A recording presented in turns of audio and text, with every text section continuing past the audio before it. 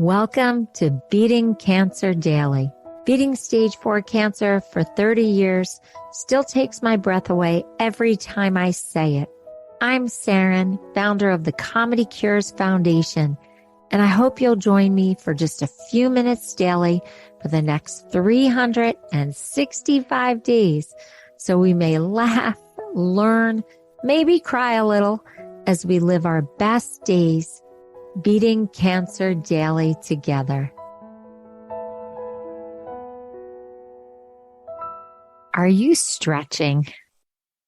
No one told me to stretch when I was going through cancer treatment, and I can't believe how many cool studies there are on stretching and even stretching while going through cancer treatment. So I'm not a doctor. You should probably talk to your medical team about this first. But boy, do I see compelling evidence why the whole world should be stretching. Now, some people call it yoga. That's a form of stretching. But I'm just talking basic stretching. My husband and I started doing it. I mentioned it in a prior episode. It's something we do in the morning before we go to work. He actually stretches me. I'm a lazy stretcher. I don't even want to do it myself. I let my husband stretch me. No, but it's just a moment of connection, a moment of intimacy. But now I'm so obsessed with stretching that I do it when he's not even there. And I do it a couple times a day, believe it or not, because that's how good it feels. So I have to just tell you this little joke that I saw about stretching, just because I am a bit obsessed with it right now. So you need to visualize this cartoon. It's 3 women and they're all in a yoga pose, which is called downward dog. So they're all bent over with their hands on the ground. And it's a play on words. It says synchronized stressing instead of stretching. And then the header says the latest exercise craze. And then each woman has a different thought bubble by her. And one says, "Did I leave the front door open?" The other one says, "Am I a bad mom?" And the third one says, "How many calories are in a potato?"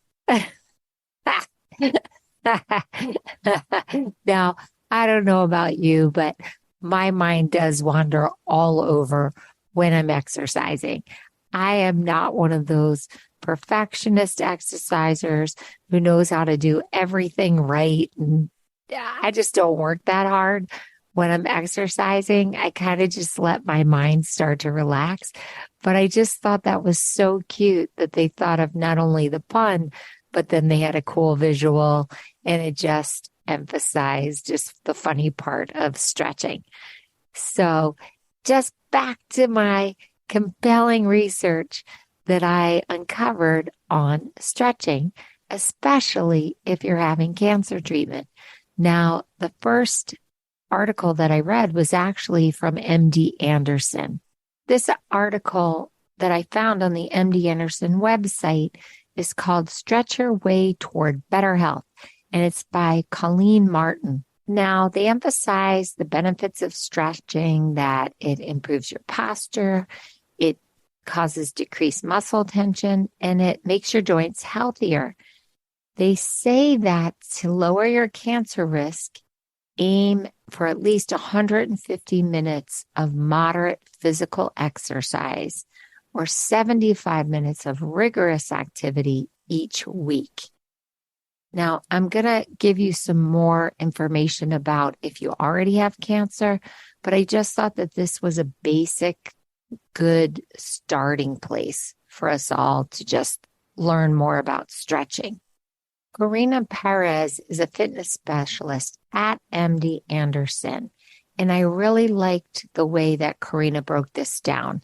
Now, Karina emphasizes to maximize your stretch. You don't want to stretch cold muscles. So she said warm up for about 5 or 10 minutes. And that could just be by walking around, or you could jump on a cycle or an elliptical machine. But stretching cold muscles leads to injury. So just warm up your muscles before you stretch. It's so funny because I think I stretch in order to go exercise. And this is actually saying warm up your muscles before you stretch. See how much you learn here? Maintain proper posture. Avoid injury by keeping your back straight. She also says don't force it. Be gentle, slow movements. Don't bounce and don't force your body to do anything that's painful. Remember to breathe. It's so true, right? Do you exercise and then all of a sudden you realize you're so focused on exercising that you forgot to breathe? That would definitely be me. And the thing that I really love is that they advise that you stretch throughout the day. And I do that now. I set my Apple Watch to remind me to get up and stand and stretch throughout the day. And it is helping so much. It really is, because I spend a lot of time in the podcast studio now. And so that's just hours and hours of sitting. So even though I'm recording these episodes, I am getting up and stretching much more than when I started. So I have to tell you, site after site after site stated that physical exercise is an excellent thing to do when you're going through cancer treatment. If you have balance issues or weakened bones, you should definitely consult your medical team. Seriously consult your medical team before doing any physical exercise. But in general, site after site states that you should be doing some form of exercise. But the thing that got to me, and maybe it's just my comedy background, there was a study that everybody jumped on. And I just have to tell you about it because the visual of it is hilarious. It involves stretching mice. Need I say more? And because of the dramatic results of stretching mice with breast cancer, there are a lot of headlines about stretching being good for breast cancer patients. But I actually just want to talk about the poor little mice that got stretched. But it had a really good impact on them and their cancer. But I don't know, for the sake of research, for the sake of this podcast, for the sake of comedy, I have to just quote the Harvard scientists. Can you just see them stretching their little mouse arms? Okay, I'm sorry that I find this so funny, but I do have to read it to you. Okay. I'm just trying to do this very seriously, but it's a little hard. A team of U.S. scientists has now shown how daily stretching exercises in a mouse model of breast cancer can hold back tumor growth by more than 50% without any other form of treatment. Their analysis further suggested that stretching may impact on two possibly related mechanisms that are relevant to cancer: immune cell exhaustion and inflammation resolution. The scientists, headed by Helene Langevin, MD, and a team at Harvard Medical School and Brigham and Women's Hospital, and Jean J. Zhao, PhD, professor of biological chemistry and molecular pharmacology at Harvard School of Medicine and Dana-Farber Institute, say it may be feasible that a regimen of gentle stretching could benefit human cancer patients. Writing in their published paper in Scientific Reports, the researchers conclude The potential clinical significance of our results lies in the possibility of developing a method of gentle stretching that could be well tolerated and testable in humans for primary or secondary cancer prevention or in conjunction with cancer treatments. The paper is entitled Stretching Reduces Tumor Growth in a Mouse Breast Cancer Model. And that was quoted from the website nature.com, which is a really reputable website. So Dr. Langevin, who's the director of the Osher Center for Integrative Medicine and corresponding author of the published report, states gentle stretching is something that many cancer patients not only can do, but enjoy doing. We wanted to develop a preclinical model that could help us study the effects of stretching on tumor growth, and if safe and effective, be translated into a regimen for humans. So I just found that fascinating, even though the visual about stretching little mice is really funny. And they go into detail of how they stretch the, I know I'm immature, I'm 12, how they stretch the little mice. But I just like stretching. And I wanted you to know that this could be a possibility for you. And the studies about cancer and exercising during cancer, other than this, are very, very compelling. So if this is your first time listening to Beating Cancer Daily, every episode is very, very different. And I just like to start the story. I like to give you a reason to talk to your medical professional and to do more research and really try to improve the quality of your day. And this is something that I do personally. And I just started to see the articles and the advice written across the whole cancer ecosystem were really a compelling reason to talk about stretching. And I also love to tell you a joke, and there's so many jokes about stretching, so many.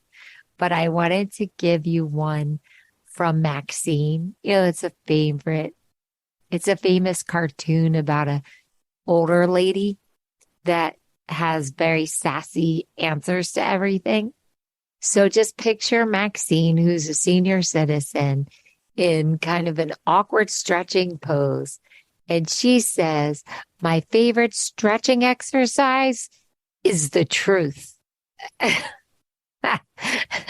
Her answers are always sassy. And then the last one I want to give you is from someone who credits themselves on this as being called Fertilicious. I know nothing about this person, except I thought this was funny. Fertilicious has fitness tip as the heading. And then very seriously, it says, stretching is important. And then it goes on to say, stretch out flat on your back, stretch your eyelids over your eyes, stretch a blanket over your body. You're welcome. So basically telling us the best way to stretch is just cuddle up and go to sleep. Oh, I enjoyed this mouse thing too much. I hope that you think about stretching. You don't have to think about me every time you stretch. Just try it if your medical team says you should, and let me know how it goes for you. And don't do anything that would cause you to be sore. It's really just to gently ease you back into body movement to help your muscles during all the sedentary aspects of going through cancer treatment, all the waiting, the sitting in the chemo room and the radiation room, recovering from surgery. Anything we can do to help get our circulation going again and to help our bones and to help our muscles is probably a good thing if your doctor says it is. And stretching is just a really fun way to do it. Go to comedycures.org and let me know how you're finding stretching. And if you are getting up every hour and doing it, set your watch, as I said, or your phone timer and just have it say stretch. And then you can even stretch in your chair if you don't want to get up. But just make sure that you are steady enough in balance to be able to be doing even the most mild stretching. Record it to me on our website, comedycures.org, or go to the contact button and just write me a note. Happy stretching. I'll see you tomorrow. If you loved today's episode, then tell the world. Why? Because Beating Cancer Daily and our membership circle are both a listener and donor supported experience. So the more people you tell and the more people that join us, the more robust and interesting programs our nonprofit, the Comedy Cures Foundation, can bring to you throughout the year. I really want you to go to comedycures.org. And of course, I always want you to make a donation. It's tax deductible to the extent allowed by law.